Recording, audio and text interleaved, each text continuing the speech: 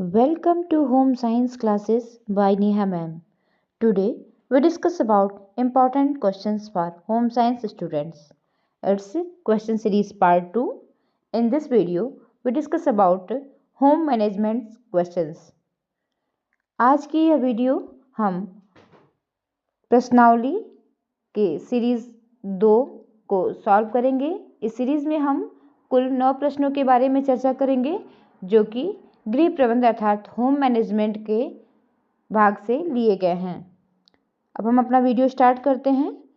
यह वीडियो सभी home science subject से विभिन्न प्रतियोगी परीक्षाओं जैसे TGT, PGT, net, JRF, LT, GIC, BPSC, TRE 4 इत्यादि विभिन्न प्रतियोगी परीक्षाओं की तैयारी करने वाली छात्राओं के लिए बेहद महत्वपूर्ण है।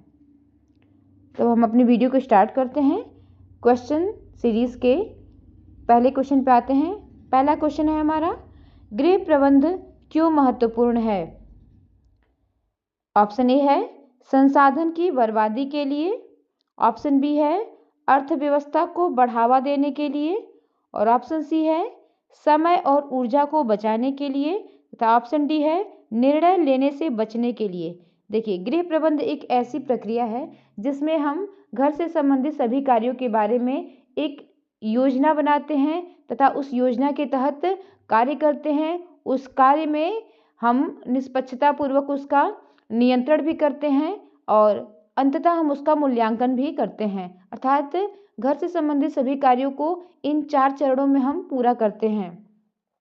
तो देखिए, इसका जो आंसर होगा ये होगा अव्यवस्था को बढ़ावा देने के लिए, ये तो होगा नहीं, और संसाधन की बर्बादी के लिए ये भी नहीं होगा, निर्णय लेने से बचने के लिए ये भी नहीं होगा।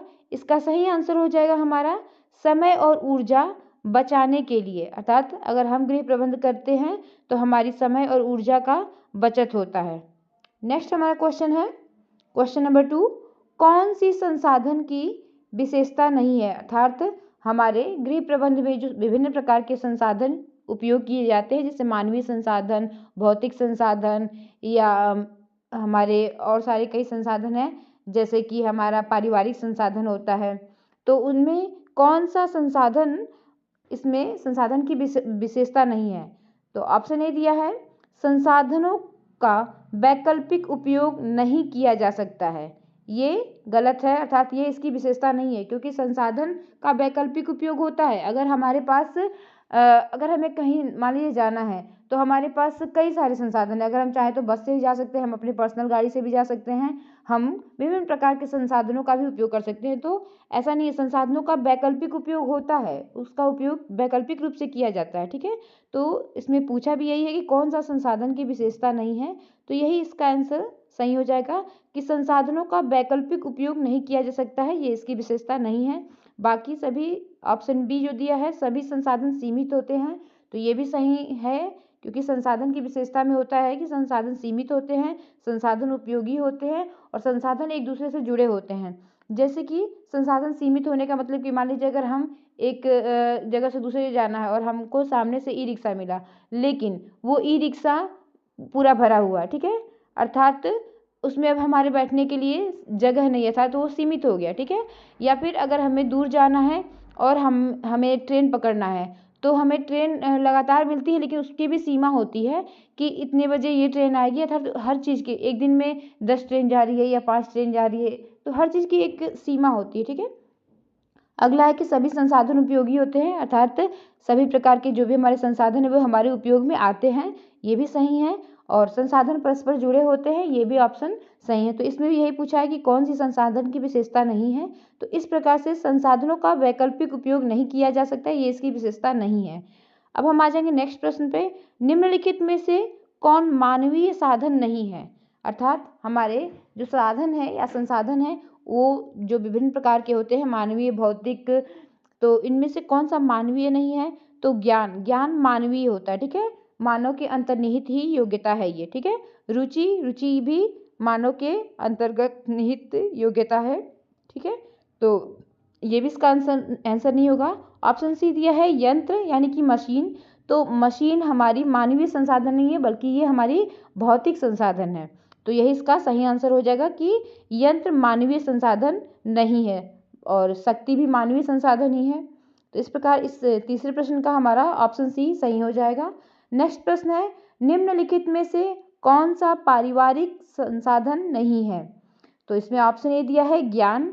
ज्ञान मानवीय संसाधन है, हर व्यक्ति में अपना एक ज्ञान होता है, ठीक है। तो ये पारिवारिक साधन नहीं है, क्योंकि धन हमारा पारिवारिक साधन होता है। क्यों? क्योंकि हमारे परिवार में जो भी धन होता है उससे हमारे परिवार की सभी आवश्यकताओं की पूरा किया जाता है या पूर्णता किया जाता है। कौशल भी हमारा पारिवारिक संसाधन भी है और मानवीय संसाधन भी है। देखिए कौशल क्या है कि जैसे मान लीजिए हम अगर बुनकर हैं, ठीक है, या हम कोई विशेष कला से युक्त है, अर्थात अगर हम मान लीजिए गायन में हमारा परिवार अच्छा है, तो वो हमारे लिए एक संसाधन है कि हम उससे अपनी रोजी रोटी भी चला सकते हैं, ठीक है। तो और क्षमताएं, विभिन्न प्रकार की क्षमताएं, जैसे मान लीजिए कुछ लोग होते हैं जो लोग कारीगर होते हैं, अच्छे अच्छे चीज़ों को बनाते हैं। तो ये जो क्षमताएं होती है ये भी क्या है, पारिवारिक संसाधन है। लेकिन ज्ञान है ये हमारा क्या है, हमारा मानवीय संसाधन है और इसे हम लोग क्या कहेंगे कि हमारा ये पारिवारिक संसाधन नहीं है, ठीक है। तो ऑप्शन ए इसका सही हो जाएगा ज्ञान। अब हम आ जाएंगे, क्योंकि धन, कौशल और क्षमताएं ये सभी हमारे क्या है, पारिवारिक संसाधन ही हैं। अब हम आ जाएंगे पांचवें प्रश्न पे, निम्नलिखित में से कौन निर्णय प्रक्रिया को प्रभावित करने वाला तत्व नहीं है? देखिए निर्णय प्रक्रिया को कौन कौन से तत्व प्रभावित करते हैं, वो इसके आंसर नहीं होंगे। तो देखिए हमें भी कोई भी अगर निर्णय लेना होता है, तो अगर हमारा ज्ञान अच्छा है तो हम सही निर्णय लेते हैं। अगर हमारे पारिवारिक साधन है तो इससे निर्णय प्रक्रिया पर कोई प्रभाव नहीं पड़ता है। अगर मान लीजिए हमारे घर में 10 गाड़ियां हैं, ठीक है, और हमें किसी दो लोगों के बीच में कोई निर्णय लेना, तो गाड़ियों का कोई मतलब नहीं है। इसमें हमारे मूल्य, ज्ञान और हमारी जो योजना है वो कार्य करती है, ठीक है। कोई भी निर्णय लेना है तो हमारा ज्ञान, हमारा मूल्य इसमें क्या होता है, प्रभावित करने वाला तत्व होता है, न कि हमारी पारिवारिक संसाधन या पारिवारिक साधन, ठीक है। क्योंकि निर्णय एक व्यक्तिगत ली जाने वाली प्रक्रिया, व्यक्तिगत ली जाने वाला एक कहें कि तथ्य है या प्रोसेस है, जो हम किसी समय लेते हैं, किसी आवश्यकता पड़ने वाली समय पर लेते हैं, ठीक है। तो इस प्रकार से इस प्रश्न का आंसर हो जाएगा पारिवारिक साधन निर्णय प्रक्रिया को प्रभावित करने वाला तत्व नहीं है, ठीक है। नेक्स्ट क्वेश्चन है हमारा, निर्णय लेना किस प्रकार का कार्य है? तो निर्णय लेना हमने आपको आगे ही समझा दिया था कि यह एक हमारा मानसिक कार्य है, क्योंकि ये शारीरिक कार्य नहीं है, सामाजिक कार्य भी नहीं, नैतिक कार्य भी नहीं है, हमारा मानसिक रूप से किया जाने वाला कार्य है। हम किसी भी चीज़ का निर्णय सोच समझ के विचार कर लेते हैं, ठीक है। नेक्स्ट क्वेश्चन है, निर्णय लेने की प्रक्रिया की आवश्यकता कब पड़ती है? अर्थात हमें किन किन परिस्थितियों में निर्णय लेना पड़ता है?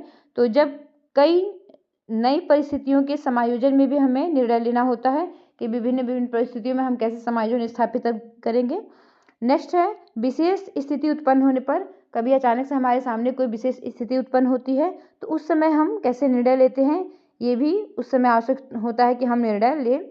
फिर है, जब योजनाएं दीर्घकालिक होती हैं तो उस समय भी हमें निर्णय लेने की प्रक्रिया की आवश्यकता पड़ती है। तो इस प्रकार से इस प्रश्न का डी ऑप्शन हो जाएगा, इनमें से सभी, अर्थात ये ऑप्शन ए, बी और सी ये तीनों ही सही हैं, इनमें से सभी, यानी कि निर्णय लेने की प्रक्रिया की आवश्यकता हमें नई परिस्थितियों के समायोजन में भी पड़ता है, विशेष स्थिति के उत्पन्न होने पर भी होता है, और जब योजनाएं दीर्घकालिक होती हैं तो भी इसका उपयोग हम करते हैं, साथ ही इन सभी अवसरों पर करते हैं। तो अर्थात इस प्रकार से इस प्रश्न का उत्तर हो जाएगा ऑप्शन नंबर डी।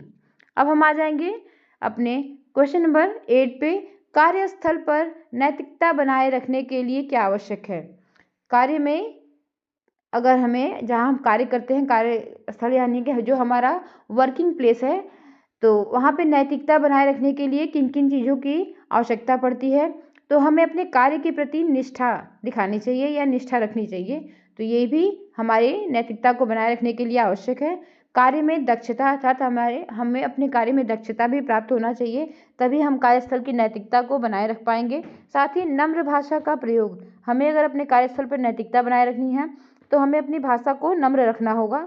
इस प्रकार से इस प्रश्न का सही आंसर हो जाएगा इनमें से सभी, ऑप्शन डी, ठीक है। क्योंकि हमें कार्यस्थल पर नैतिकता बनाए रखने के लिए कार्य के प्रति निष्ठा भी होनी चाहिए, कार्य में दक्षता भी होनी चाहिए, नम्र भाषा का प्रयोग भी होना चाहिए, और इस प्रकार से ऑप्शन नंबर डी, इनमें से सभी इसका सही आंसर होगा। इस वीडियो का लास्ट प्रश्न है हमारा आज का, एक गृहिणी में कौन से गुण होने चाहिए। ठीक है, तो एक गृहिणी के अंदर मितव्ययिता की भी गुण होनी चाहिए, अर्थात वह मितव्ययी भी हो, फिजूल खर्च न करती हो, कार्यकुशल भी हो, ऑप्शन बी दिया है कार्यकुशल, वो कार्यकुशल भी होनी चाहिए कि अपनी सभी कार्यों को कुशलतापूर्वक संपन्न कर सके, साथ ही वह बुद्धिमान भी होनी चाहिए। इस प्रकार से इस प्रश्न का सही आंसर हो जाएगा ये सब, ऑप्शन नंबर डी, ये सब। Thanks for watching, please like share and subscribe.